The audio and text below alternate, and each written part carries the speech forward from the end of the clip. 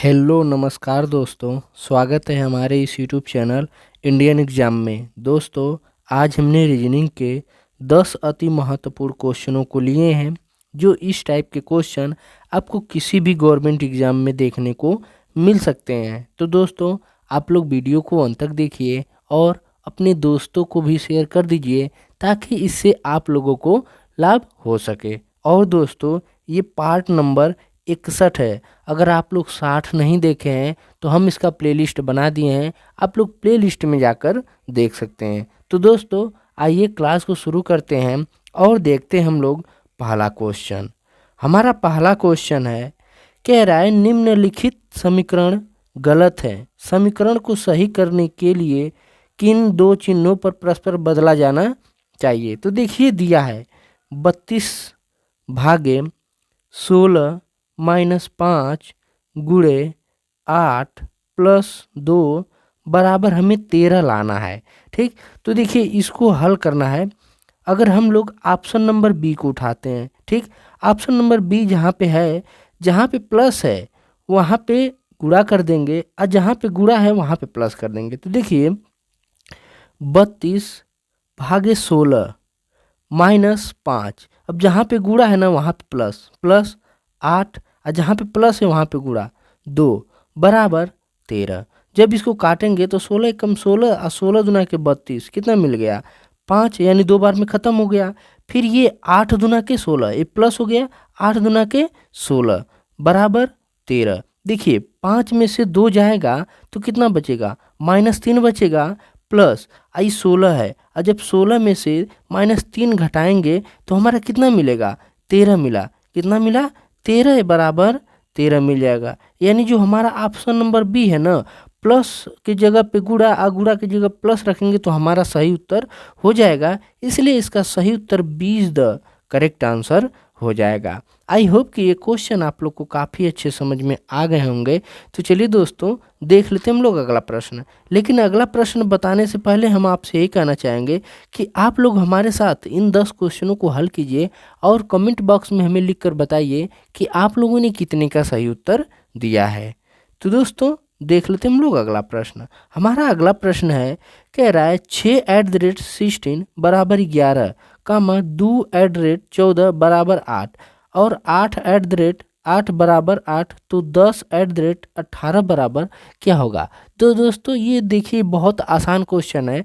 तो देखिए इसको हम हल करते हैं। तो देखिए दिया है 16, यानी क्या दिया है 6 + 16, अब बट्टे 2 कर दें तो कितना हो जाएगा। जब 16 में 6 जोड़ेंगे तो कितना मिलेगा 22, अब 22 से जब 2 से भाग देंगे तो कितना मिल गया 11, तो 11 यहाँ पे मिल गया। उसी तरह 2 + 14 भागे 2 कितना हो गया, जब इसको काटेंगे तो कितना हो जाएगा, 14 में 2 जोड़ेंगे तो कितना होगा 16, और 16/2 जब भाग देंगे तो कितना मिल गया 8, तो देखिए यहाँ पे 8 मिल गया।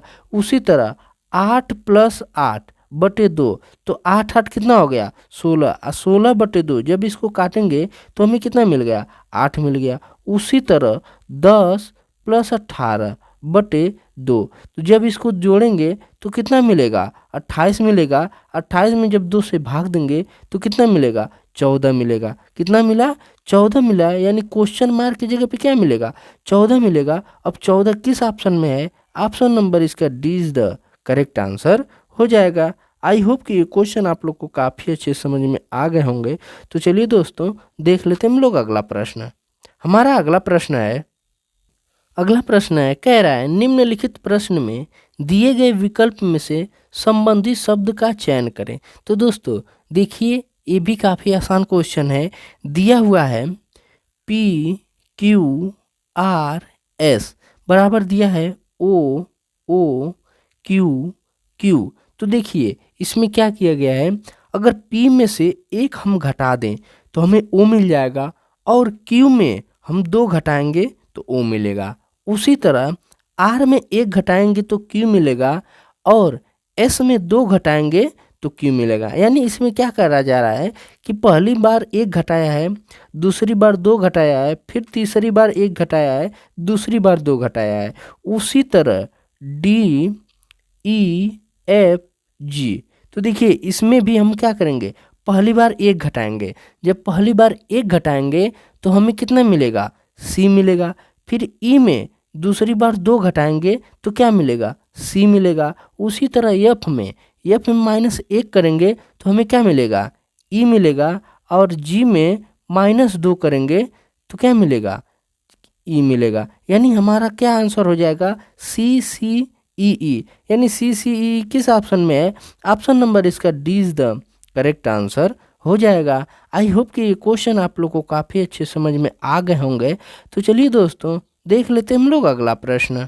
हमारा अगला प्रश्न है, निम्नलिखित प्रश्न में दिए गए विकल्प में से सही संबंधित शब्द का चयन करें। तो देखिए दिया है 7 बराबर 343 है। तो देखिए ये क्वेश्चन बहुत आसान है, ये देखिए बहुत आसान क्वेश्चन है। यहाँ पे दिया हुआ है 7 है ना, 7 को क्या किया है कि 343 आ गया है। तो देखिए ये 7 का क्यूब है, जो 7 का क्यूब क्या होता है, 343 होता है। 7 का क्यूब 347 होता है।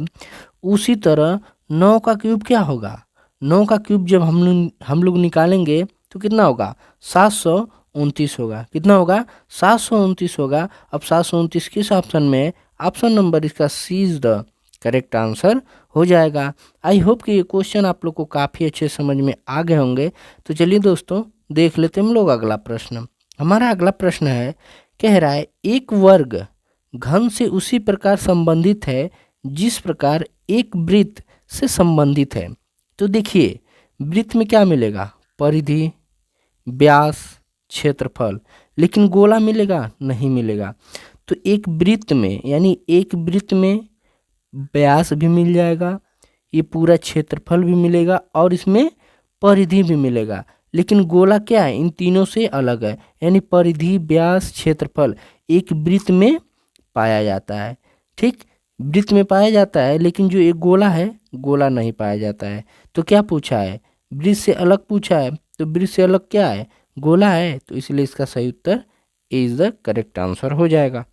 अगला क्वेश्चन है, अगला प्रश्न है, नीचे दिए गए क्या है, नीचे दिए गए प्रश्न में सही वेन आरेख ज्ञात करें। जैसे दिया है चेरी, आम, फल।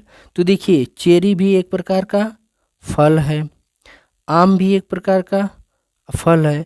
अब फल की कैटेगरी में ये सब आते हैं। तो देखिए पहले हम बनाएंगे फल, फल के अंदर चेरी, चेरी के अंदर, चेरी फल में ही क्या बनेगा, आम। यानी फल में देखिए ये फल है, फल में चेरी मिल गया और इधर आम मिल गया। यानी फल के अंदर चेरी भी मिलेगा, आम भी मिलेगा। यानी अब ऐसा वेन आरेख किस ऑप्शन में है, ऑप्शन नंबर इसका सी इज द करेक्ट आंसर हो जाएगा। आई होप कि ये क्वेश्चन आप लोग को काफ़ी अच्छे समझ में आ गए होंगे। तो चलिए दोस्तों देख लेते हैं हम लोग अगला प्रश्न। हमारा अगला प्रश्न है, कह रहा है दिए गए प्रश्न में संबंधित संख्या ज्ञात कीजिए। जैसे 13 का संबंध 14 4 से है तो किस प्रकार है, उसी तरह 16 का संबंध 5 से है तो किस प्रकार है। तो देखिए ये काफ़ी आसान क्वेश्चन है। इसको एक काम करिए कि 4 में 3 का गुणा करिए और 1 जोड़ दीजिए तो कितना मिलेगा, 4 3 12, 12 में जब 1 जोड़ेंगे तो हमें कितना मिल गया, 3 मिल गया। उसी तरह इसको अब तोड़ने 2 भागों में तोड़ लेंगे। तो देखिए क्या है, 5 में 3 का गुणा करेंगे और 1 जोड़ देंगे तो 5 4 15, 15 में 1 जोड़ेंगे तो कितना मिल गया, 16। कितना मिला, 16। तो यहाँ पे 16 दिया है।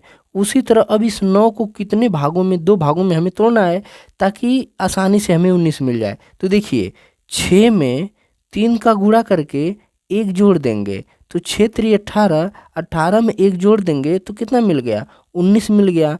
तो अब देखिए 19 मिल गया ना, तो यहाँ पे क्या रखा जाएगा। तो देखिए यहाँ पे हम लोग रखेंगे, यहाँ पे थोड़ा सा ध्यान दीजिए, यहाँ पे क्या रखा गया है, 4 से गुणा किए हैं।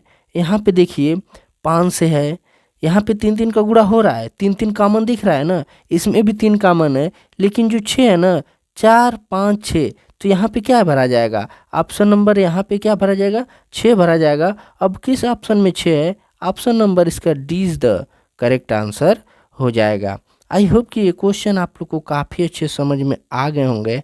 तो चलिए दोस्तों देख लेते हैं हम लोग अगला प्रश्न। हमारा अगला प्रश्न है, कह रहा है दिए गए प्रश्न में संबंधी शब्द ज्ञात कीजिए। जैसे रेलगाड़ी से क्या किया जाता है, यानी रेलगाड़ी से यात्रा किया जाता है, रेलगाड़ी से यात्रा किया जाता है। उसी तरह गोल वृत्त का संबंध है, नहीं।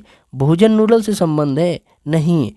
विचार स्वप्न से संबंध है, नहीं। लेकिन पेन से, यानी पेन से लिखना, यानी पेन से लिखा जाता है। क्या किया जाता है, लिखा जाता है। जैसे रेलगाड़ी से हम लोग यात्रा करते हैं, सभी लोग जानते हैं।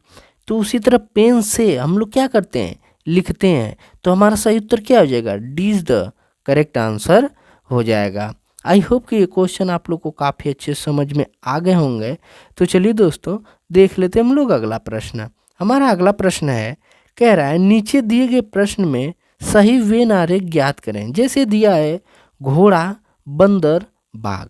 तो देखिए घोड़ा भी अलग है, ठीक, ये हो गया हॉर्स। फिर बंदर भी अलग है, ये हो गया मंकी।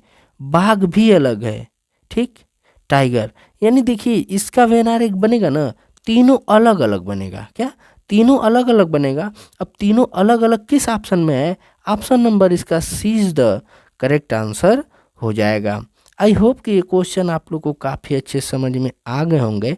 तो चलिए दोस्तों, देख लेते हैं हम लोग अगला प्रश्न। हमारा अगला प्रश्न है, कह रहा है एक कथन निष्कर्ष है, तो आप लोग ध्यान दीजिएगा। कह रहा है कोई मेडल ट्रॉफी नहीं है।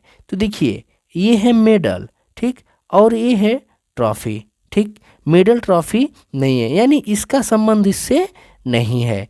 फिर कह रहा है दूसरा कथन है कोई बैज मेडल नहीं है। तो यहाँ पे हम लोग बैज बना लेते हैं, ठीक, यानी इससे इसका भी संबंध नहीं है, इससे इसका, यानी इन तीनों में किसी न किसी प्रकार से इस सबका संबंध नहीं है।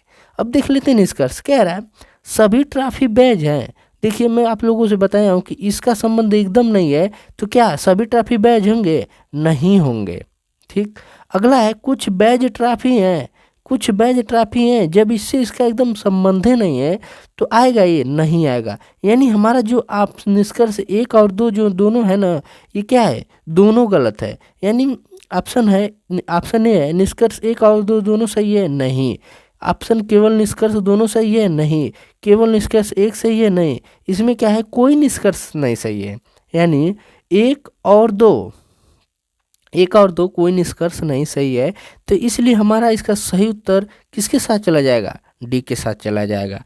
आई होप कि ये क्वेश्चन आप लोग को काफ़ी अच्छे समझ में आ गए होंगे। तो दोस्तों मिलेंगे हम लोग अगली वीडियो में। अगर आप लोग को वीडियो अच्छा लगे तो चैनल को सब्सक्राइब कर लीजिए और वीडियो को लाइक करना ना भूलें। मिलेंगे हम लोग अगली वीडियो में, तब तक के लिए जय हिंद, वंदे मातरम।